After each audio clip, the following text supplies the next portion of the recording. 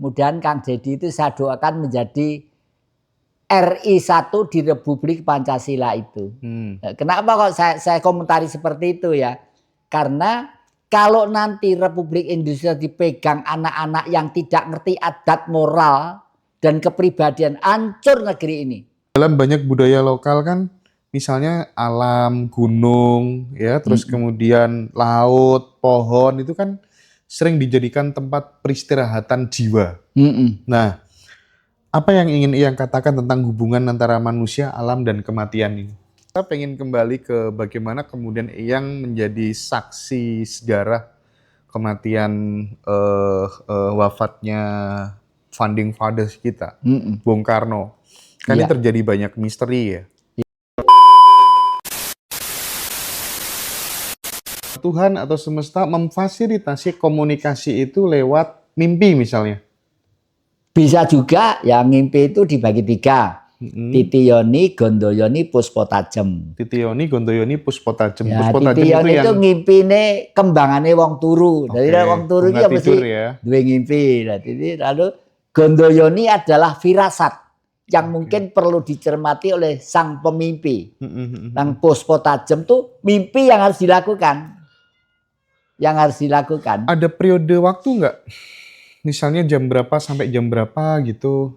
Kalau Puspotajem itu mimpinya terjadi jam berapa sampai jam berapa gitu. Ada nggak? Kalau tidur siang biasanya ngimpinya itu ya bisa juga itu. Namanya orang tidur itu kan sudah secara tidak langsung dia itu sudah berbadan sukma, ngendulkan diri, masih bernapas.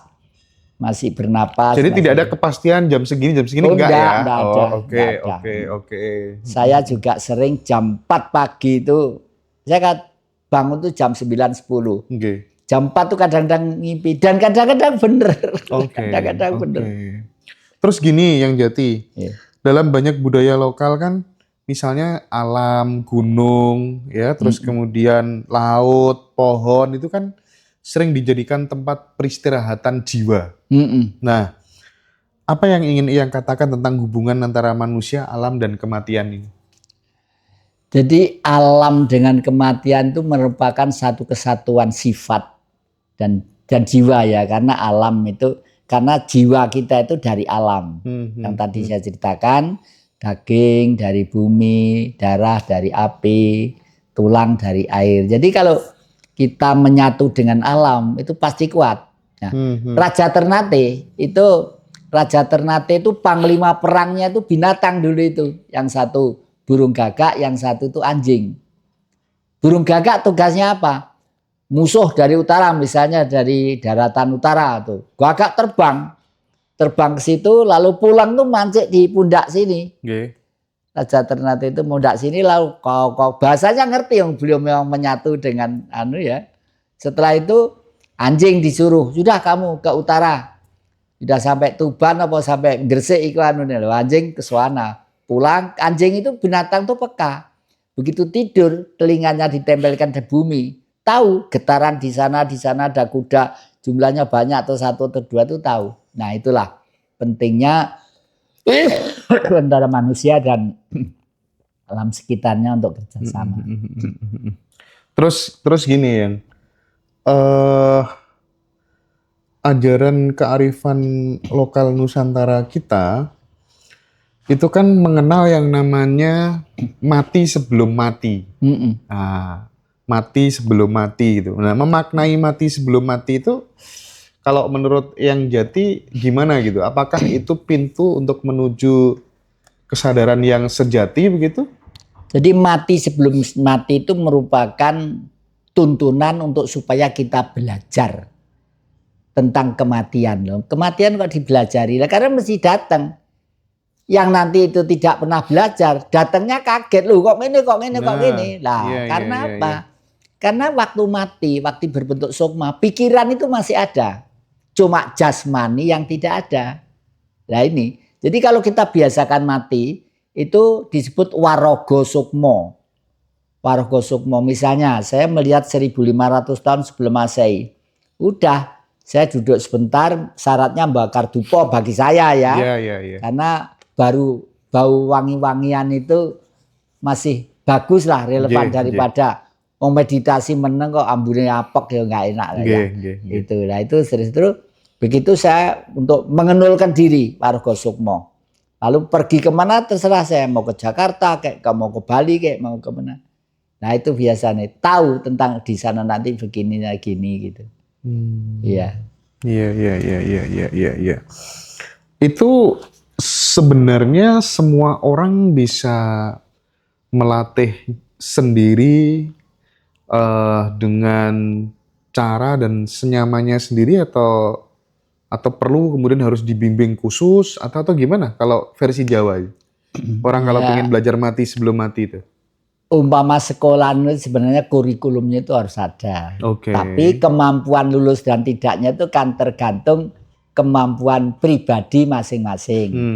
Saya satu rumah, kalau Bu Jati, anak cucu saya suruh seperti saya, ya kasihan mereka. Iya. Karena apa? Satu, umpama ngangkat barang itu belum tentu kalau kekuatannya sama. Oke. Ya.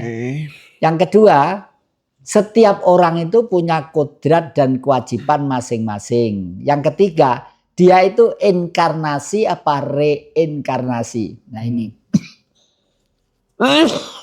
Minum dulu mungkin yang Jati. Inkarnasi dan Atau reinkarnasi tak minum dulu. Itu, Ambil di belakang ini dingin deh. Batuk dingin. Nggih. Matiin dulu ya. Ya. Oke, yang Jati, kita lanjutkan tentang reinkarnasi dan inkarnasi tadi gitu. Bagaimana kita bisa membedakan dan bagaimana yang Jati bisa tahu gitu. Ini inkarnasi apa reinkarnasi itu caranya gimana?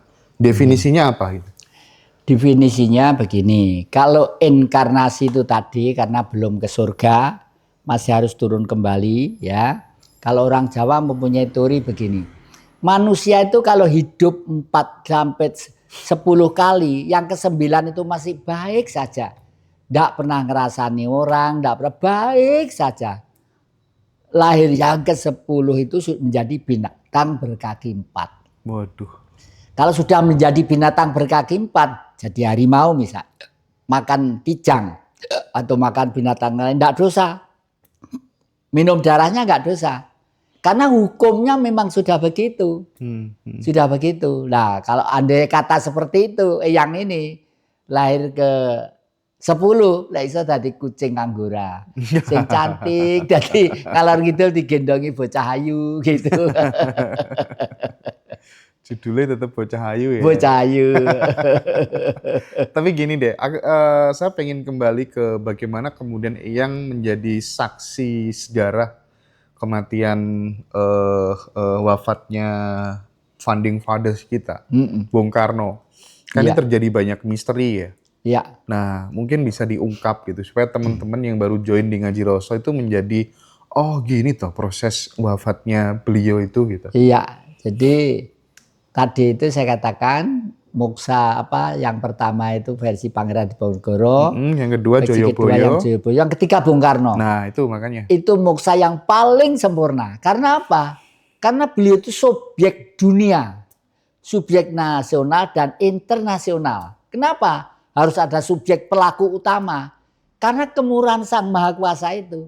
Oleh buktinya, saya menyebut Bung Karno terakhir itu tidak tanggung-tanggung bahwa Bung Karno itu seorang nabi. Loh, terus bagaimana dengan Nabi Muhammad dengan ini? Semua itu baik.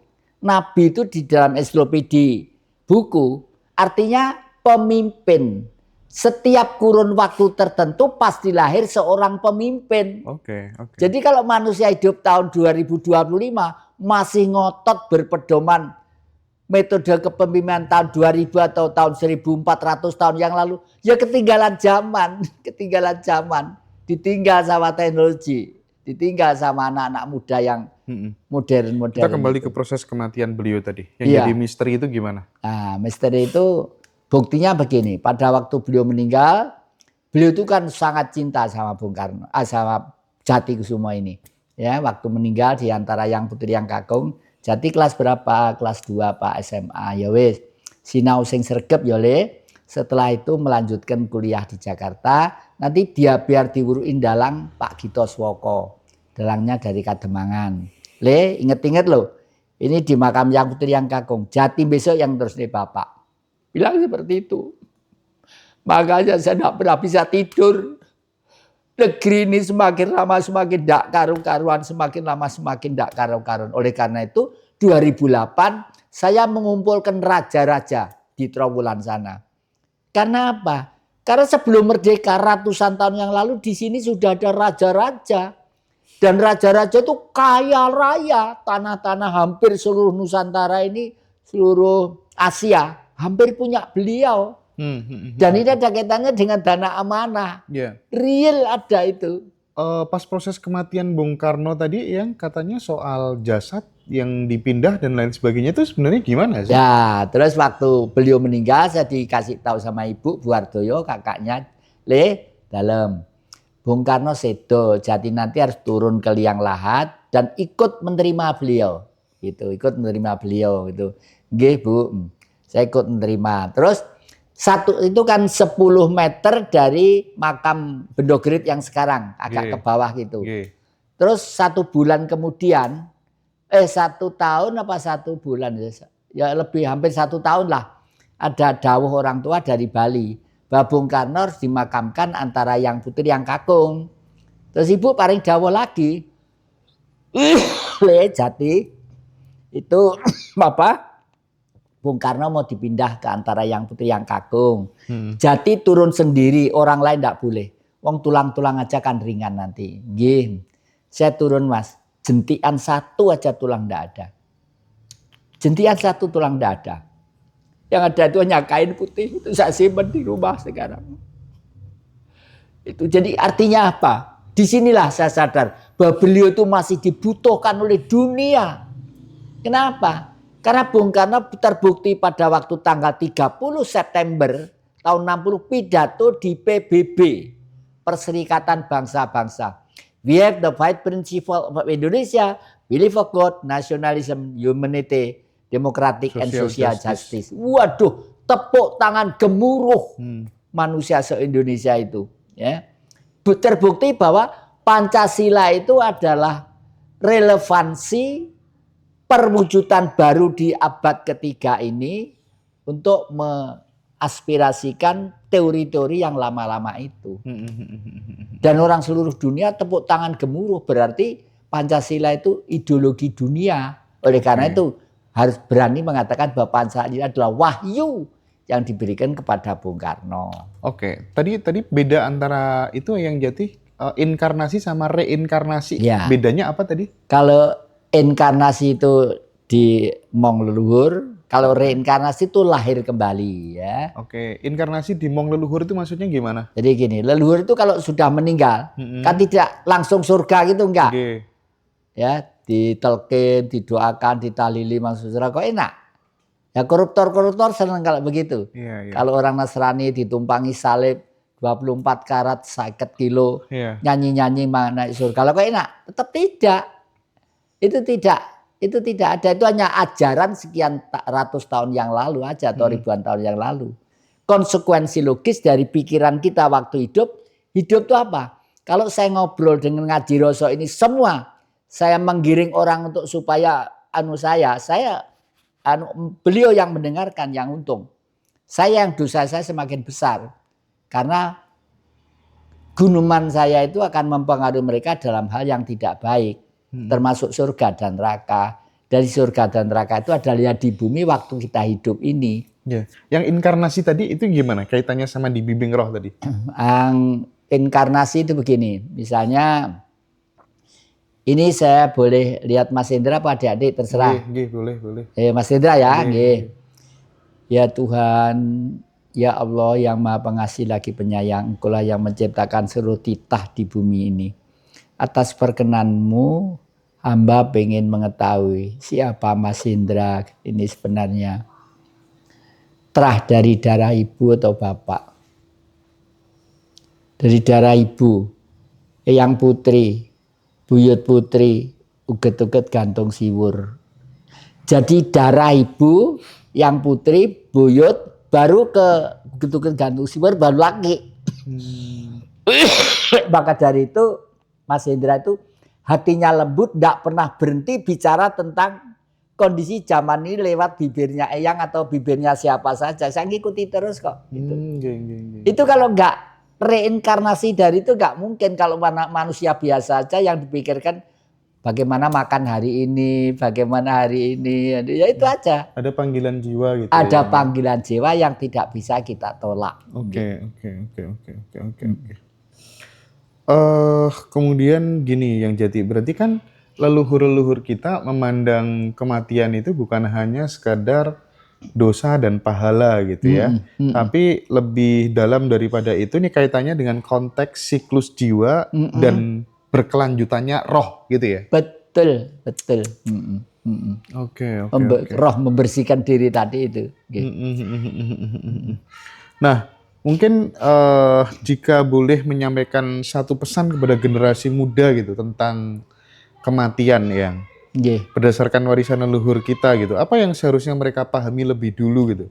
Takut mati atau takut tidak pernah benar-benar hidup? Takut mati atau takut tidak pernah benar-benar hidup gitu? Kalau saya cermati itu takut betul-betul benar-benar hidup tadi itu. Misalnya begini.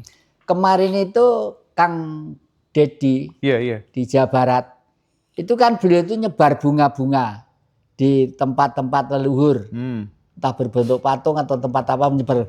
Anak-anak muda itu komentarnya sini semua. Gitu ya? Iya, sini semua. Terus saya komentari di bawahnya, Kang Deddy, kemudian Kang Deddy itu saya doakan menjadi RI 1 di Republik Pancasila itu. Kenapa kok saya komentari seperti itu ya? Karena kalau nanti Republik Indonesia dipegang anak-anak yang tidak ngerti adat moral dan kepribadian, hancur negeri ini. Barat bisa membeli karena anak-anak itu pikirannya duit, Tuhannya itu duit. Itu keliru itu, hancur negeri ini diserahkan pada mereka. Itu hanya untuk supaya mereka itu bangun aja. Seperti saya, Pak, ya buktinya kemarin saya kirimkan ke Mas Hendra.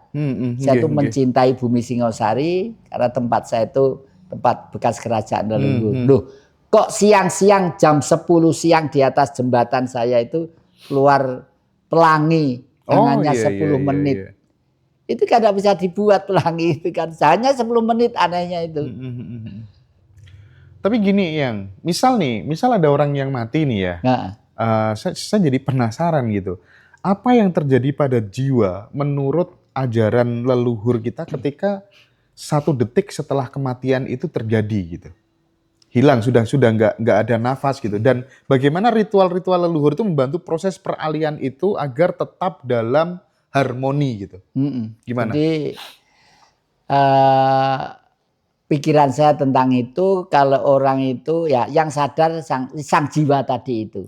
Karena tidak bisa ngomong jasmaninya udah tidak ada. Sadar itu paling tidak di batin. Waduh, aku getun biyen kok hidupku seperti ini, kok nipu orang, kok ngini itu getun gitu. Akhirnya dia itu sadar juga bahwa untuk menyelesaikan dosanya itu dengan jalan dharma kepada anak cucu, dibimbing ini gitu. Ya. Oke. Kalau misalnya yang terjadi pada jiwa setelah kematian, yang jelas nggak ada yang tahu karena belum ada yang pernah mati ya. Iya, belum ada mati. Makanya kalau dengarkan ceramah itu lucu-lucu tentang besok dunia dan akhirat, semaput aja belum pernah kok ceritakan kematian. Oke. Jadi ini penting sekali sih sebenarnya. Artinya kita fokus pada kehidupan ini gitu. Iya. Tapi kan kita tahu ini tidak meskipun ada reinkarnasi dan lain sebagainya gitu, supaya kemudian andai kata kemudian reinkarnasi benar-benar ada, kita lahirnya itu kan ya lahir yang lebih baik gitu kan, harapannya daripada syukur-syukur kalau bisa kita nggak lahir kembali gitu. Mudah-mudahan ini yang terakhir gitu. Iya. Nah, untuk menuju ke situ, apa yang harus kemudian kita perbuat supaya kemudian nanti kita tidak akan lahir kembali, tidak akan ada hair lagi gitu ibarat ujian gitu. Nggih. Saya ambil contoh, saya break sebentar, saya ngambil barang ya di Boleh, mobil boleh, ya, boleh, untuk boleh, nerangkan boleh. biar ketok. Nggih, nggih, nggih.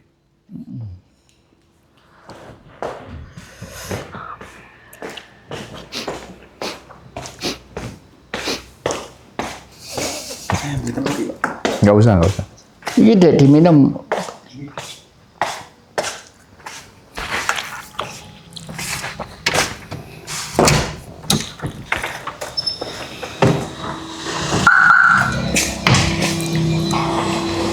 Ingetin teman-teman nanti sampai mana ya.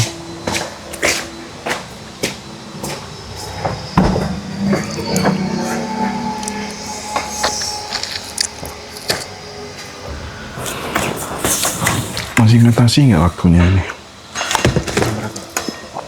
11:30 harus geser kita. Nggak ada sampah ya, Bib?